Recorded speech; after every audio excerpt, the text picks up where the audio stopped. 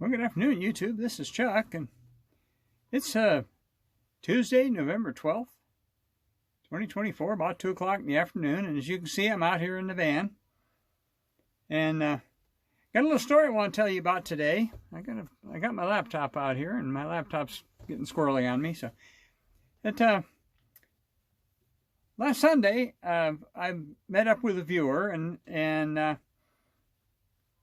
I've been communicating back and forth with this gentleman for a while now, and he has kind of an interesting story, and I'm going to keep it a little bit vague to protect his privacy, but I'm going to tell you a little bit about what happened.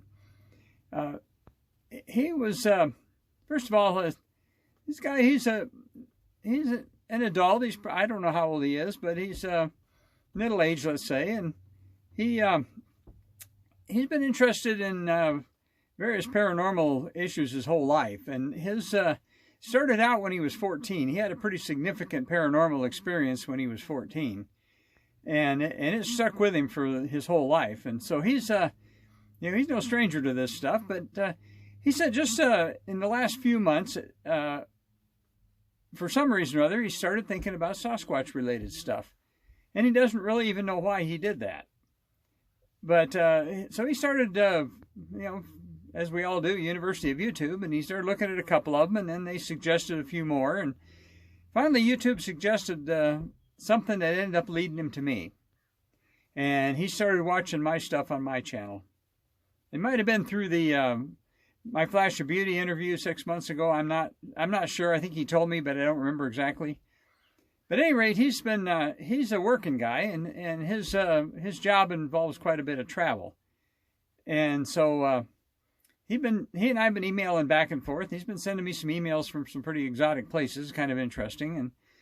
But anyway, he lives here in Arizona, lives in a big city, and so he was going to be up here come up here this past weekend, and wanted to meet up with me. And I've obviously done that before, and I'm certainly willing to do that. If anybody's willing to travel here, I can certainly take time out of my schedule to meet with them. And so anyway, that meeting occurred on Sunday, and we met for kind of a breakfast lunch and spent several hours talking about the subject. And if you watch my community page, he drives a new Tesla Cybertruck, and I kind of went gaga over that, and because I'm kind of interested in those things. But that's not what the subject this video is about. And so basically, what he planned to do when he left meeting with me is he planned to go camping up on a place up on the Mogollon Rim, and he told me where it was, and interestingly enough, it's pretty close to one of our places. Now, he doesn't know where our place is, and I don't know exactly where his place is,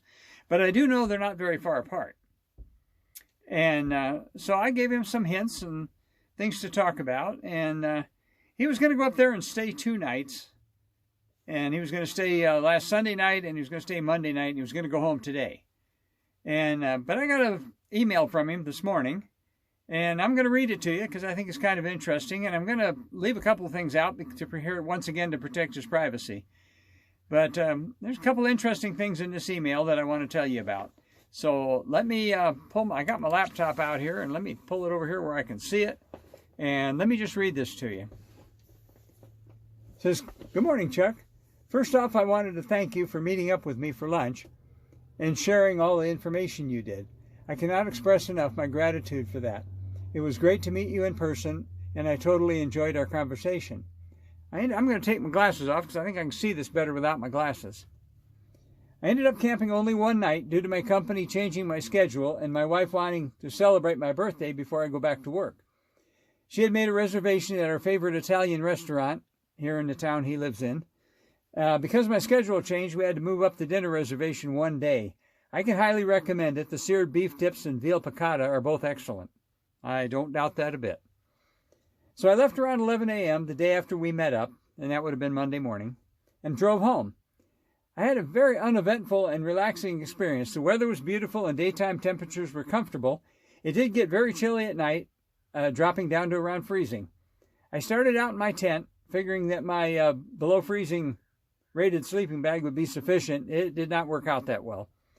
About 2 a.m., I was back in the Cybertruck cabin with the heat on and slept like a baby for the remainder of the night.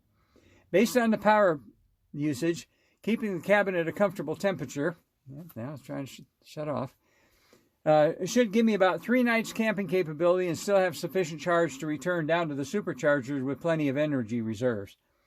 I did not experience anything unusual up there, apart from the same beautiful blue bird flying across my path as I entered the area. Other than that, there seemed to be a very noticeable lack of presence, quote-unquote, up there. No bird noise or other animals that I could see or hear until the next morning when a large black bird, looked like a crow, that would have been a raven, circled my camping site while making continuous caw, caw sounds. I did introduce myself and passed along your greeting verbally as I entered the area to be polite. Even though nothing out of the ordinary happened, it was still a trip worthwhile. One thought, or knowing, did appear to me while up there regarding what you had said earlier in the day. You mentioned that they called you, quote, one of the openers, end quote, and I think more of a aha feeling. It means that you are one of the people that will do the introduction to others, to them, to open the line of communications. They trust you, and I get the feeling that they prefer your presence when new people seek contact with them. Call me stir-crazy or delusional, but that is a distinct impression I get. I think a great responsibility/honor has been bestowed upon you by them. It makes logical sense to have someone pre-screen individuals before they make contact. Hopefully one day I can have the honor to join you up there for an experience. Until next time, here's an early morning picture from my campsite. I just realized as I was ready to send this email that there's a green circle or orb in the lower right area of the picture in the grass. I do know that the autofocus beam sometimes will show up like a green dot, but usually it is in the center or near the center of the picture, probably nothing. Take care, my friend, and thank you for all you do. Let me make a couple of comments on that. And if you hadn't heard the thing about the openers, you probably know if you watch my videos that I've talked to some people, helped some people make contact with the Sasquatch family groups that are on or near their property. And one of the things I've done is I've asked some people, I said, ask them if they know who I am. And invariably they come back and they say they do. Well, one of those incidents was actually a gentleman and his wife who live up near Seattle, Washington. And I had not been in contact with them. And if they watch this, they'll know who they are. But he's been in contact with a couple of male Sasquatches that live near their home for quite a number of years now. So totally unsolicited for me, because I hadn't even talked to him at the time, he went out and he asked them if they knew who I was. And they came back and they said, yes, he is one of the openers. Now, I've never had a clear definition from them as to exactly what openers means to them. But it obviously, what we theorize anyway, is we theorize that just like this gentleman said, is that the kind of my job is to help open lines of communication for people wishing to make contact. And I've done that in, oh golly, probably 10 or 12 incidents now, where people have wanted to make contact with their local Sasquatch groups, and I've been able to help them. Either tell them how to do it, or do it over the phone with them.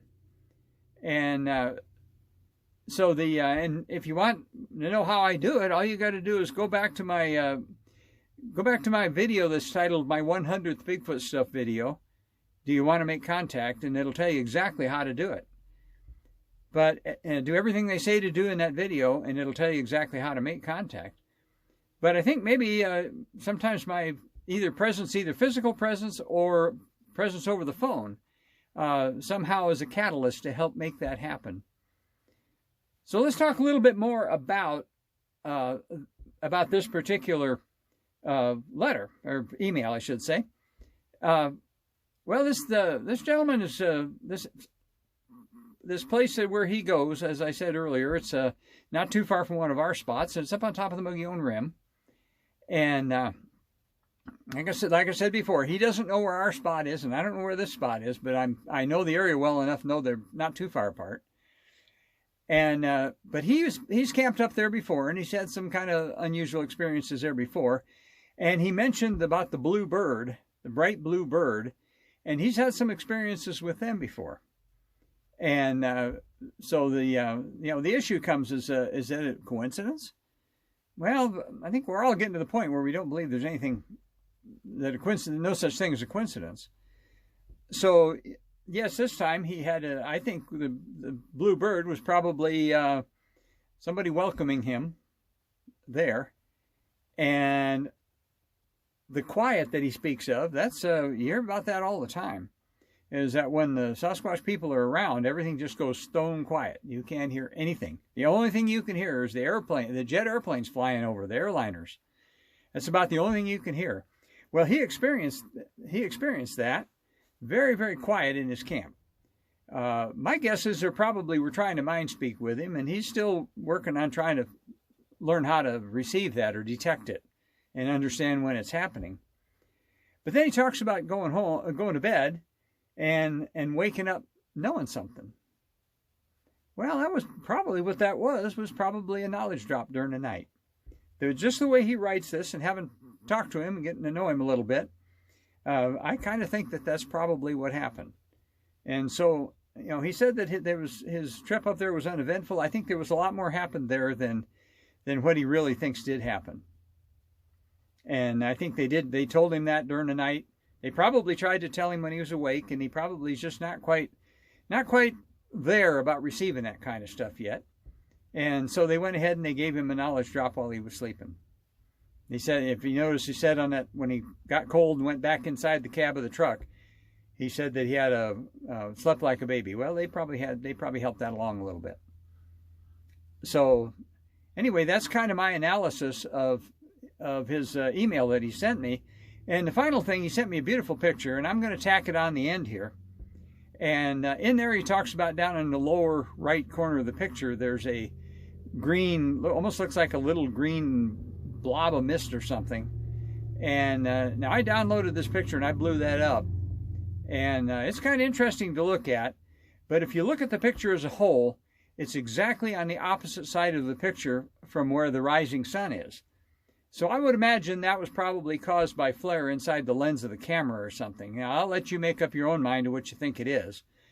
But if it wasn't so even, the total opposite from top to bottom and the total opposite from side to side from where the rising sun shows up in that picture, I might think a little bit more of it. But I think this is probably generated by the camera lens somehow. But it's still pretty cool to look at, and the picture's absolutely gorgeous. And I was kind of fascinated by the Cybertruck, I have to admit that. And so that's kind of my analysis of this. And thank you, my friend, for the kind words and for the great conversation and for buying me breakfast, for that matter.